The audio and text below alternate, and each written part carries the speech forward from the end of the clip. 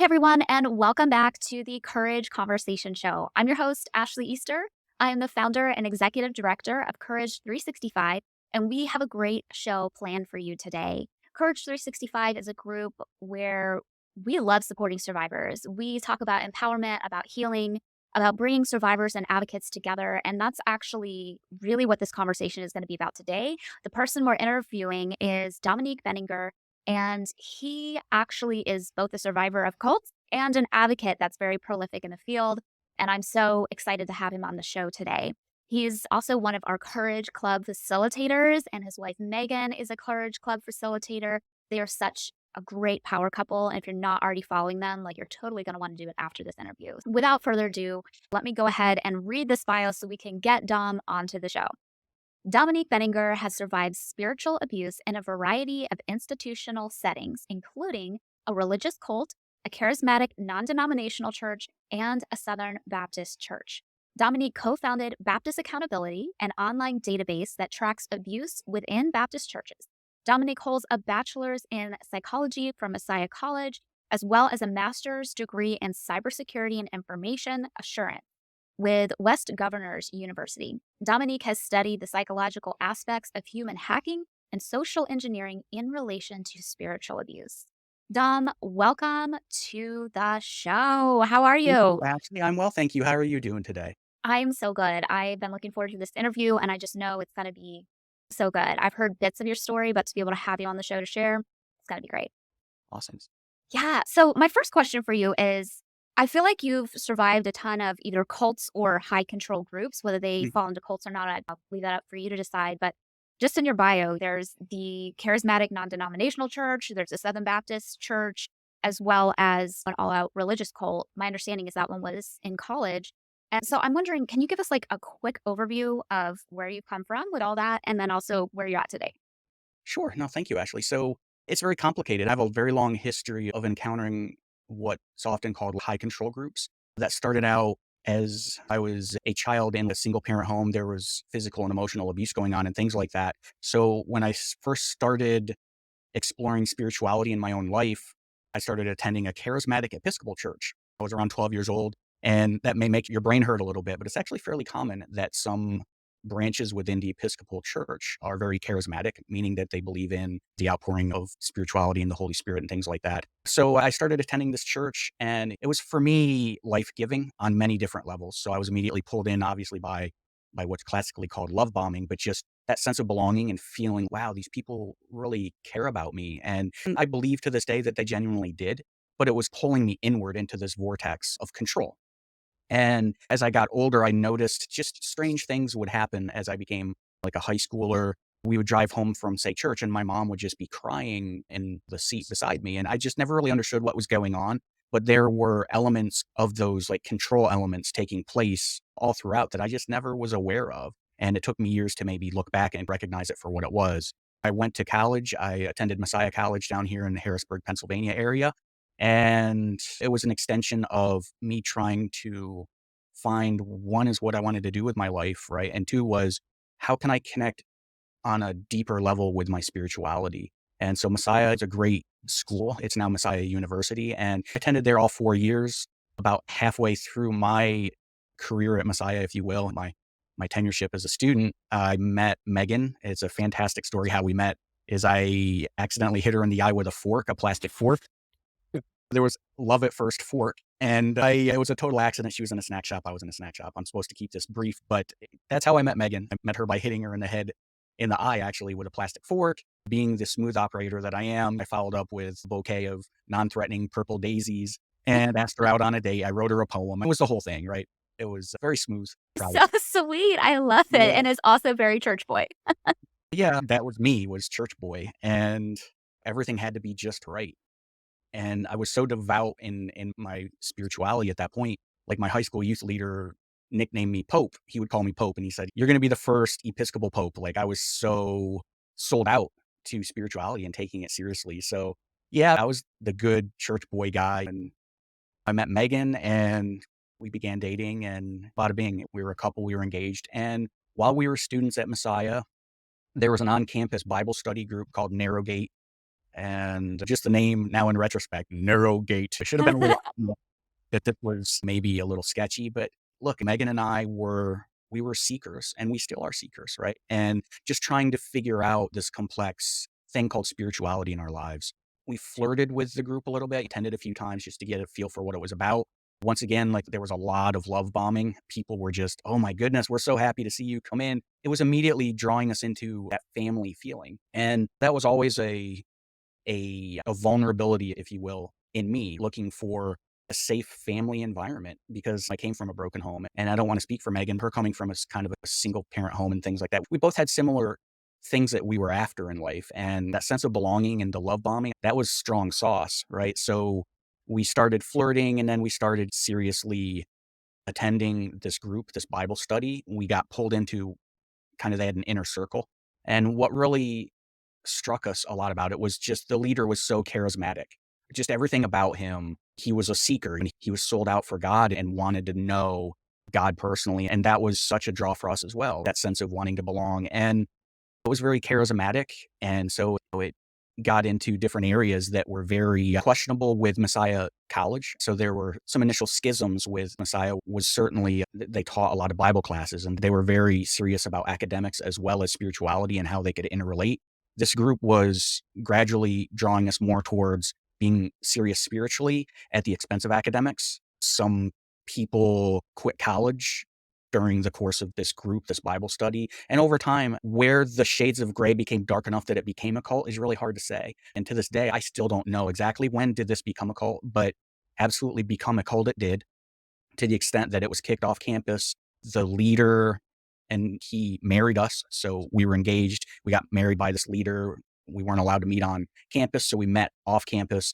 And once that happened, things escalated very quickly within the group to the point where they were moving people in with other people. There was a lot of control over finances.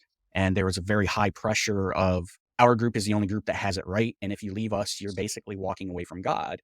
So there was no real way out. And eventually the group exploded rather fantastically in that the leader of the group, or the cult leader, if you will, started teaching that marriage was not of God. And it came out eventually that he was, though he had a wife and a daughter, he was sleeping with or having sex with another congregant or person in the cult. Of The course. whole group blew up. Ultimately, it usually comes down to those kind of things. And that's a pattern we've seen again and again over our career in religion, if you will. We left the cult. The cult blew up fantastically. And we had severe trauma from that, but we didn't know how to recognize that. So what usually happens, or at least it certainly happened in our case, is we jumped right out of one high control group and into another control group because it felt safe and familiar. So we started attending a non-denominational charismatic church in the area. They took us right in and they were so welcoming and so kind to us, and the love bombing kicked in, right? And oh, now we have a new family. Their approach was nuothetic or biblical counseling. And what that means, that's a shorthand for not dealing with the problems at all and just covering it up in the backyard, right? Putting some Bible verses on it and, oh, it's fixed. Oh, and by the way, don't ever look back because then you're not standing in faith and stuff. So we never dealt with our cult experience ever. We attended this church. It was very high control. They would go through our finances to make sure we were tithing 10% off the gross, just all this stuff. And it was a repeat, though obviously not to the extent of the cult, but it was a repeat of that kind of high control and controlling not just how you acted, but how you thought, and layering on those layers of guilt and shame. So I have to look and act just like everyone else, or there is a level of shame and shunning and things like that. So we left that church. We literally hid in the back pew of a mega church for a few months. At this time, Megan and I were starting a family. So we had two little critters. We now have five. So that pattern kept going, right? So we started a family. We started attending a Southern Baptist church in Camp Hill, Pennsylvania. Again, the pattern repeated itself. Love bombing. We were drawn to the wise mentor church leader, the pastor, wonderful man. And he was a genuine, he took his spirituality very seriously. And we were drawn in, like it was another father figure for us, for Megan and I, that frankly, we've been looking for that. We attended the Southern Baptist Church for roughly, I want to say 12 years ish.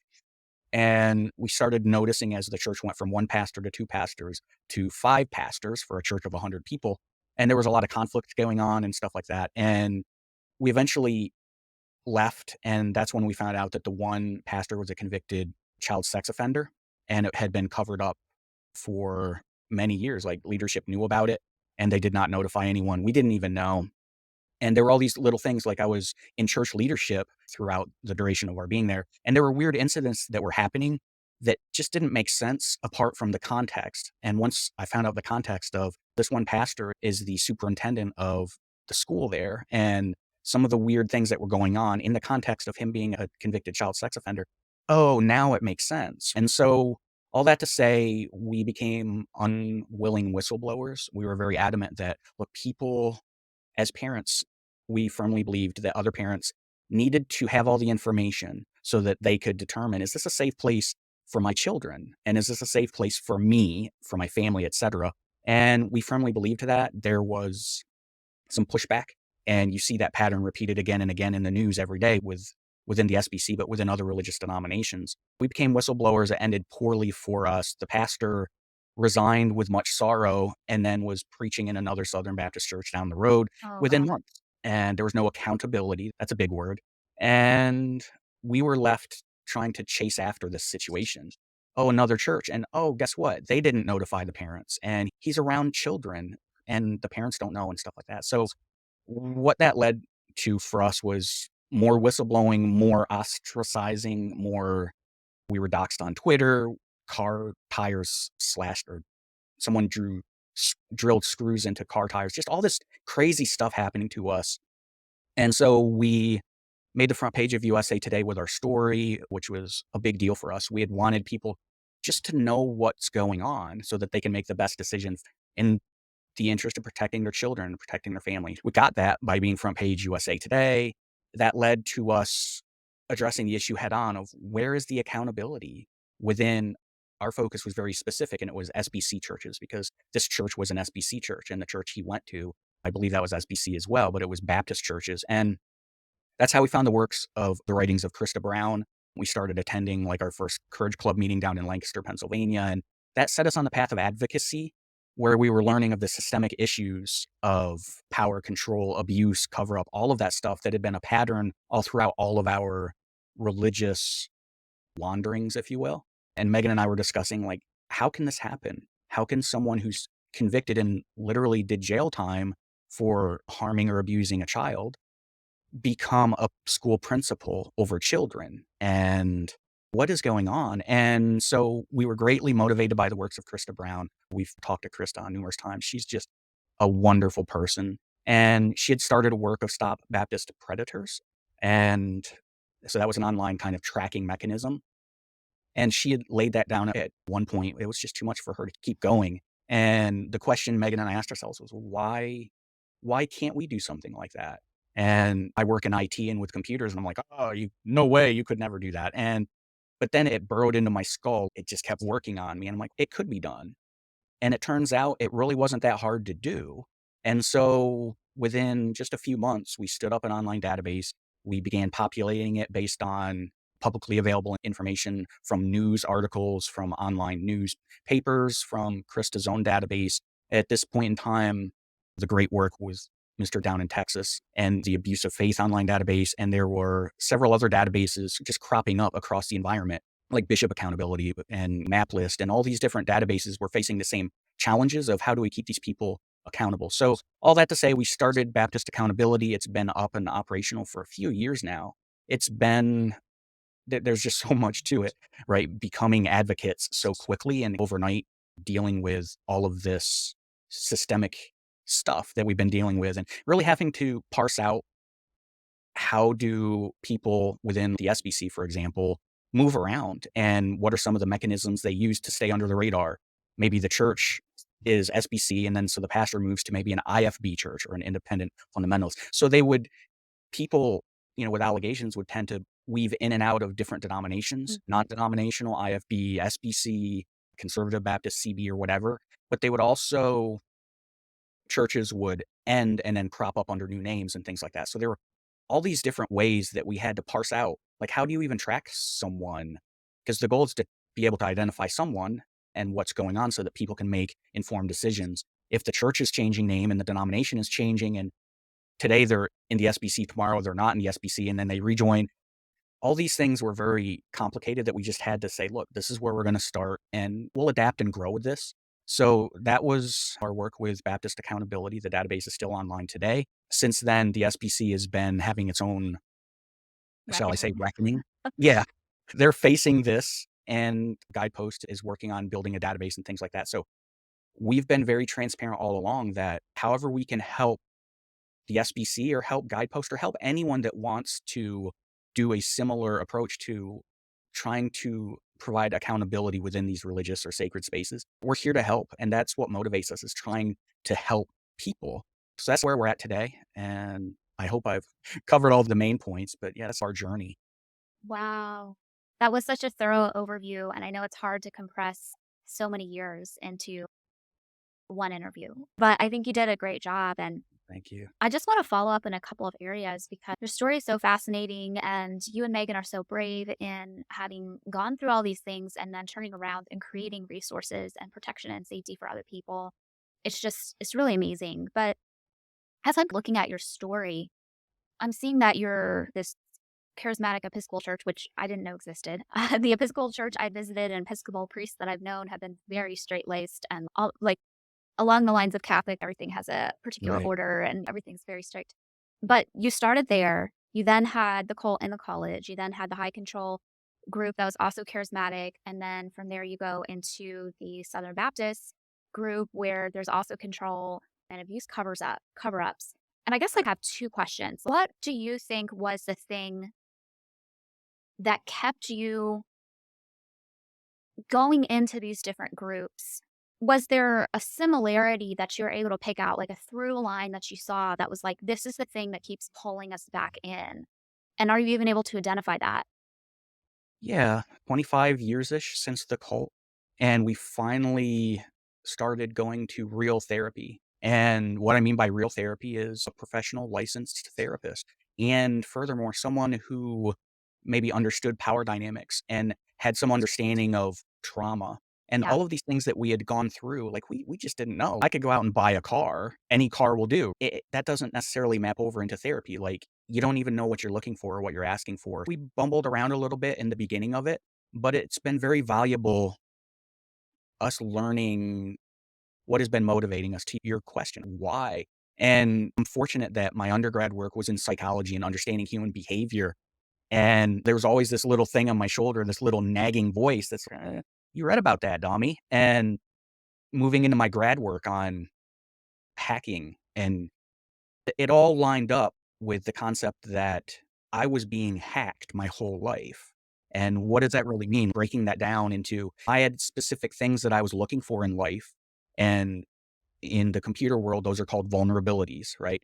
And someone knew how to exploit them and to use those to control me. So that's boiling it down as low as I could possibly do it, but not recognizing that there was such an overlap between all of the environments that I went into, whether it was a charismatic Episcopal church, non-denominational evangelical church, banning Harry Potter and that whole thing, that whole culture, or a extreme cult, which it was an extreme cult all the way out to the SBC level. There were very obvious similarities between all of them.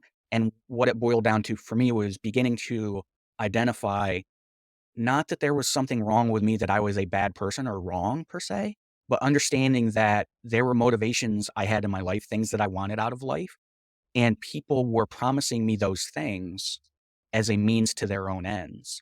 Mm. So there was a whole lot to unpack there. It's been a journey, right? So where I'm at today is different from where I was at, say, 3 years ago when we left the Baptist church or whatever. It's been a journey, but it's been a very enriching journey. So I think I covered the first question, right? And it's there were things in me that I had brought to the table and put out there, and people used those against me to be able to control me. And forgive me, Ashley, I know it's a two-part question, and I It was a confusing question. You answered, I think, all of it, but mainly I was mm, wondering like if there were through lines in the cult and if there was something that you noticed yeah, that kept pulling you in. mhm, And that makes a lot of sense because yeah, as a cult survivor myself, I agree. Like people who get sucked into cults, it's not because they're bad. It's not because they're right, dumb or stupid. Like you don't join a cult because you're like, oh, let's join a cult. Let's get yeah, trauma and abuse. Yes. yeah, Woo. Nobody does that. yeah, But cults are so good at offering good things up front, or at least promising good things up front. Even Scientology, they've got a personality test that's not that bad. yeah, And So that makes sense. And then I was listening as you were sharing your story and you're talking about that love bombing. And it seems that was a really effective strategy. If you had experiences in your life where you didn't feel like you had the full scope of love that you desired in your childhood, if somebody promises that to you, why wouldn't you take that? And then Yeah. what are the chances you'll get into a bad thing again? So somebody else promises that seems like the chances are low, but it's almost like a pipeline that I see people go through from these really extreme groups to other things that I would say are on a spectrum of a cult, but maybe on the lesser, more Yeah. acceptable end of it, but still very damaging. And so that's really helpful to understand. And I think that's a lesson for everybody tuning in.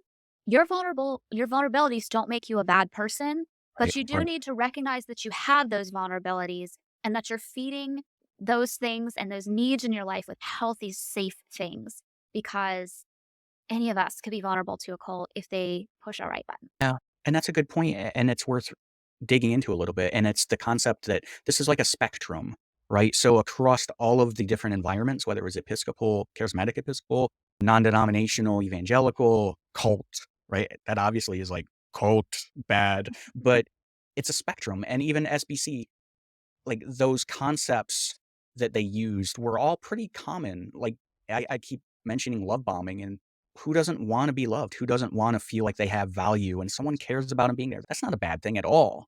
But being aware of how those can be taken advantage of and understanding that even a good, and I'll use the term a good church, right? Maybe one that isn't being deliberately harmful to others. They may be using these techniques that have been harmful for others, and they may not even know they're doing it. Walking into just your average church on a Sunday morning, obviously they're going to have greeters and welcome you and want you to feel welcome. Those are love bombing techniques, right? And they're not, I doubt they're intending that to draw you in and take your money and stuff, but looking at things so much differently now of where I'm at versus where I was 5, 10, 15 years ago, there are so many elements of these harmful cult tactics, if I can call them that, high Mhm. control group. Cult is such a heavy word. And I appreciate the work of experts in the field like Stephen Hassan, who maybe using the word cult is too heavy and maybe high control groups and things like that. So all that to say, there are common elements that are even in good churches and they may not be aware. You know, they may be wondering right now, don't you want to be greeted at the door? Don't you want to feel welcome? They don't understand because maybe they haven't been harmed, and there are a lot of people that have been harmed through these environments. It's valuable for someone if you attend what you believe is a good, safe church, understanding how some of those techniques that may be used to harm or control people, like that they're there, just that they're not maybe being extremely used, but shunning someone because they read Harry Potter, right? Right. Or oh, you came in and you're not wearing a tie. There's such a continuum of these control techniques. And when it crosses into being harmful or not harmful, it's really down to the individual to decide, not the religious leaders, those in Yeah, power. that's an excellent thing. And I also think I was actually doing an interview with Cindy Brandt, and she was talking about empowering children. And we were talking about healthy versus unhealthy parenting techniques. And I'm like, what Mm. if you need to get your kid in the car and they don't want to put their shoes on? But if they don't get in the car, they won't get to school on time. If they don't get to school on time, you won't get to work on time. And then you won't have money to take care of the child. And I was like, how do you approach that in a non controlling way? And she was saying that a lot of times the end result will be the same. The child needs to put their shoes on even when they don't want to. But a lot of Yeah, it comes down to the motivation and the language that's used. And one could be, you better get in the car because I'm your parent and I said kind of thing. And the other could be, hey, we need to have a collaborative approach to this. And I want yeah, you to do this because I need to take care of you. And this is a step towards that.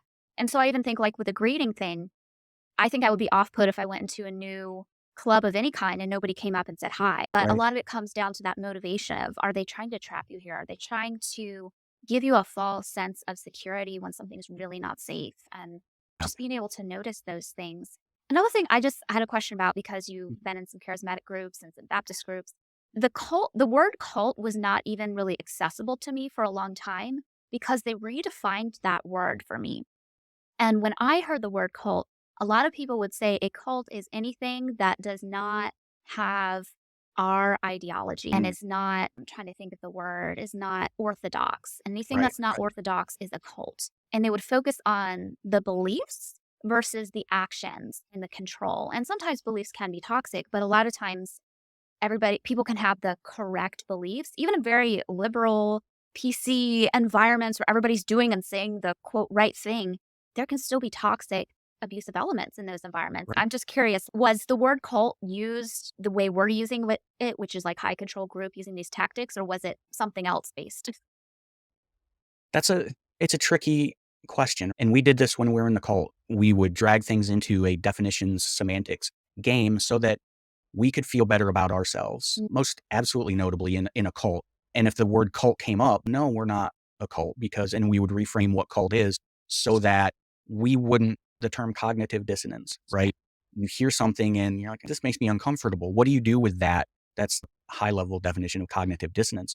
We did a lot of amazing things to get around our own cognitive dissonance. And look, the group was kicked off campus and people came to us and said, dude, you're in a cult. And we're, no, not us. And because we would reframe things and ultimately, can I say like the SBC church was a cult?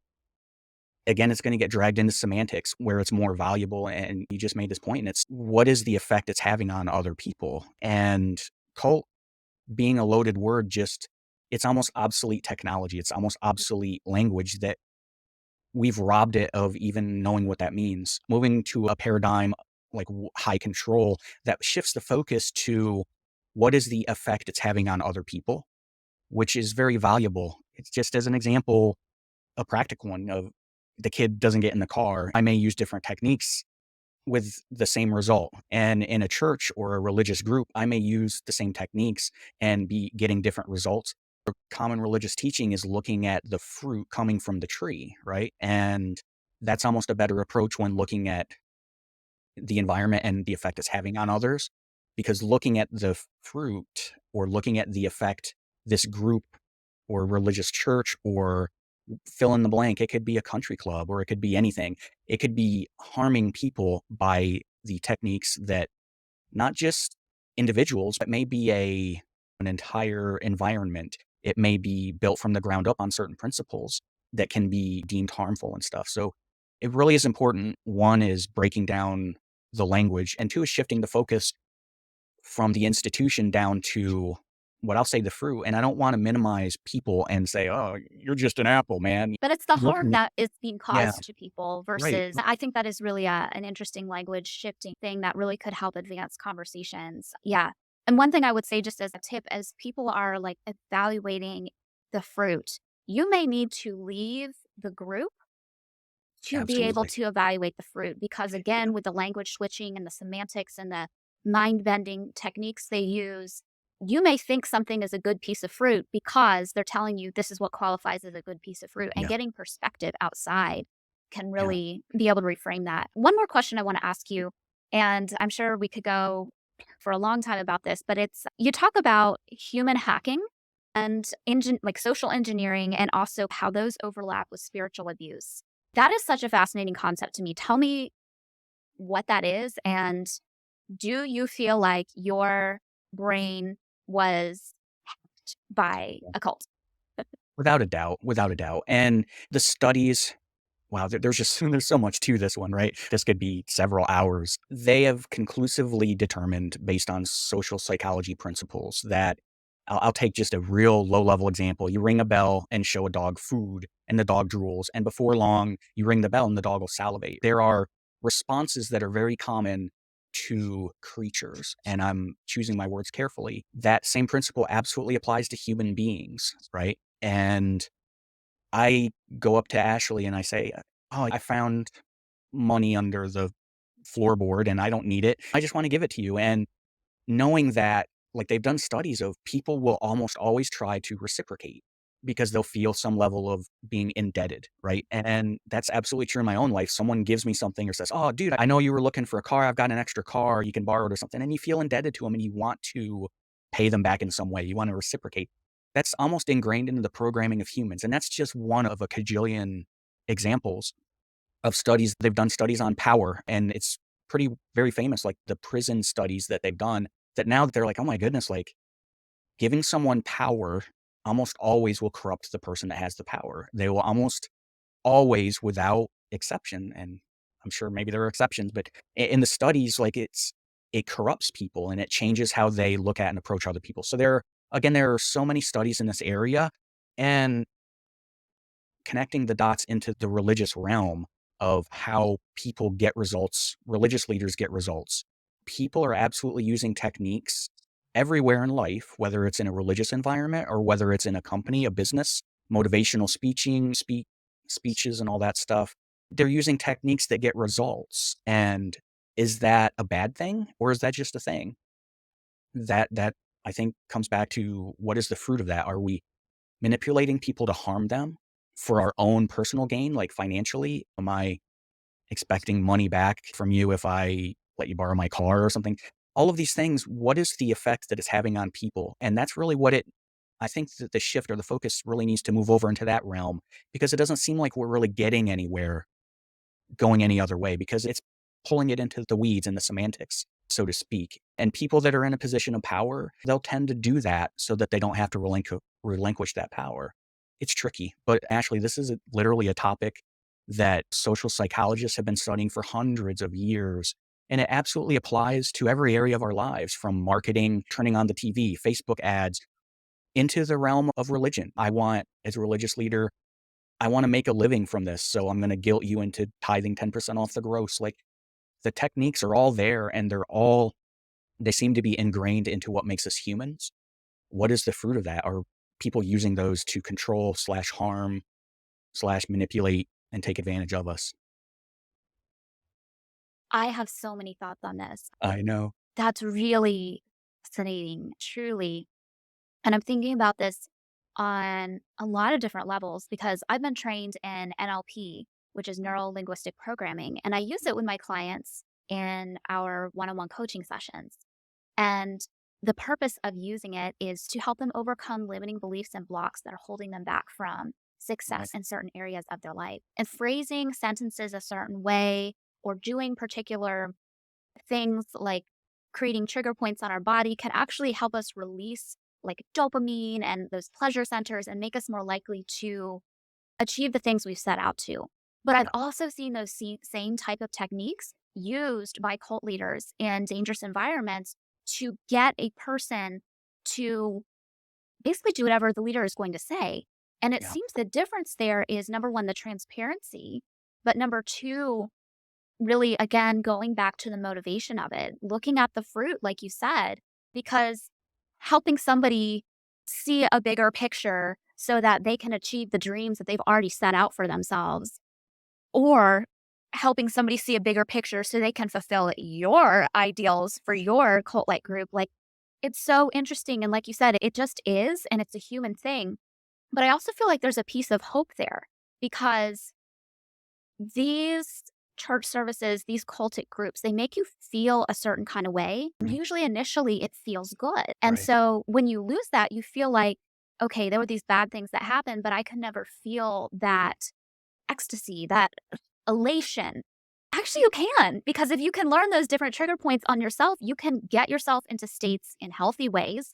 You can feel that connection and that love and that oneness. It doesn't have to be connected to a cult. And when you realize this isn't something like a superpower this cultic leader has, or this isn't them making God do this for you because you followed the rules, I feel like on one hand, it's scary to know it exists, but on the other hand, it's relief to know that like I can feel good and create motivation in myself without having to be connected to these toxic groups. I don't know. That's what came to my mind.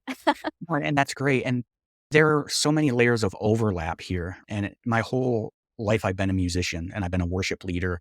And music is a beautiful thing. And I love music and I'm very involved in music. So there's layers of overlap where I've recognized that I've used music to maybe soften people up and not deliberately choosing to do that. Just by its very nature, the phrasing or the staging of it, how it was approached was, look, we're going to worship together for 20 minutes, and knowing that what songs you end off on and the creating and releasing tension musically, how we used that just musically, and that was a good thing. That wasn't a good or bad thing, but then that immediately would set the pastor up to, oh, now we're going to give, or now th- it's so complicated and breaking it out. There were layers of that were good, and there were layers of that were bad, and there were layers that I just didn't even know. And coming out of that, to your point of not necessarily this being a good or a bad thing, it's a thing, but also apart from these environments, I can get the same level of,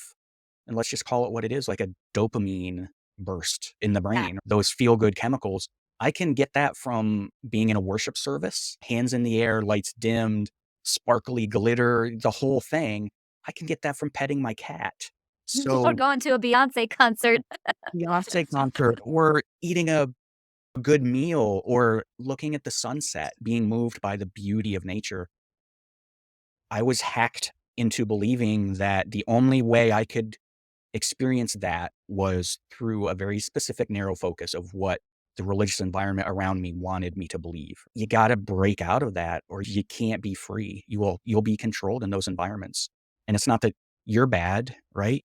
It's that you're human and these things are we're wired certain ways to appreciate beauty and for someone to use beauty to keep you within their narrow focus so that they can get your money, get your support. You will absolutely follow and support someone, even if they're an abuser. This is being proven the case. People will support an abuser because of how that abuser made them feel or how they helped. These things are common in every area of our lives. I think there's a lot of value in recognizing how these components of what makes us human, identifying them, and part of that will naturally lead to you being less hackable once you see it. Wow. Less hackable. That sounds like Less the hackable. goal. Yeah. I'm coining words. I'm going to copyright that one. Less hackable. That sounds like a book. Dom, this has been great. Last question. This is like a quick one for you. What does courage mean to you? What does courage mean to me? It's a very personal question. It's a beautiful question. For me, it's being true to myself in spite of the pressures around me, right? Courage to do what's right, even if it's a hard thing, because I got to sleep at night. Courage is doing what's right, even if it's a hard thing or a scary thing, or if it's going in opposition to the way I'm currently being hacked. Maybe speaking out on, look, this music is totally torquing me in a certain direction and having the courage to recognize it and maybe stop. That for me is courage. It's a very personal question, but it's a beautiful question. That's so amazing. I love it so much. Dom, where can people find you and your work? Currently, they can find me in my basement hiding out here, but that's not your question. No, we being Megan and I founded BaptistAccountability.org, which is an online database. You can also read about my cult experiences on churchtrauma.org. That's more of a blog where Megan and I just share our processing of all of this stuff, a lifetime of walking through these experiences. Megan has her poetry and whatnot there, which is absolutely amazing. The cult blog is a work in progress, but it's there. So churchtrauma.org is another place. Excellent. Dom, thank you so much for sharing your wisdom. You truly are a courageous person, and we're so thankful for you here at Courage 365. Thank you, Ashley. I appreciate the opportunity just to share. This is what it's really all about for me, right? Why else did I go through all this bizarre crap if not being able to help others maybe lessen their load or identify maybe areas that they're being hacked and finding their own personal courage to maybe walk in a different direction than they've always walked before. So thank you for this opportunity. My pleasure. And everybody, after you're done following Megan and Dom's work online, please make sure that you're following Courage 365 on all the social media accounts. We've got Facebook, Twitter, YouTube, TikTok, all the different places you can find us. And of course, courage365.org has a ton of free resources. We've got a need help tab if you're in a crisis situation. We have a free resource section where you can download free ebooks and trainings and courage cards and all kinds of cool stuff. It's all there for you. We've even got a Facebook group where we have great conversations inside of them. But my very favorite resource that we have is our text message list. We send out inspirational text messages Monday through Friday. They're totally and completely free. They're written by survivors for survivors to really help you step into the new day feeling courageous, feeling supported, feeling connected, and knowing that you're not alone. And to sign up for these, again, they're free. We don't spam you.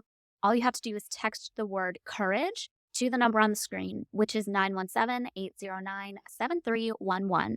Again, text the word courage to 917-809-7311. And when you do that, you'll automatically be added to our list. No spam, no messages from other survivors, just from us. And if you happen to hit reply on one of those messages, there's somebody behind the phone that will often reply back to you. Thank you all so much for tuning in. Please be sure to give this episode a share. And as always, live with courage.